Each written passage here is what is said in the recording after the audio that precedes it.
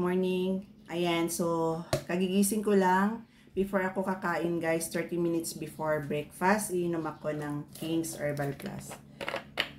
Sobrang ganda talaga ng King's Herbal Plus para sa akin guys kasi subok ko na talaga. 9 bottles na ang naubos ko dito. Ayan. So magti-take lang ako ng 30 ml. Itong cup guys, itong takip is measuring cup na ito.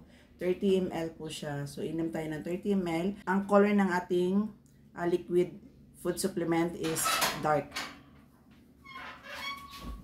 Ayan. So, tinitake ko siya 30 minutes before meal, breakfast and dinner. 1,000 ml na ang ating bottle. Makukonsume nyo siya kapag once a day, 33 days, 1 month and 3 days. Kasi 1,000 ml po ang laman ng ating King's Herbal Food Supplement. Ayan. Natural extract po ito guys from fruits, herbs, and vegetables. Kaya makakasigurado tayo na organic po ang ating King's Herbal Plus. Kung gusto nyo mag-try dito guys, nasa yellow basket ko lang ang legit link.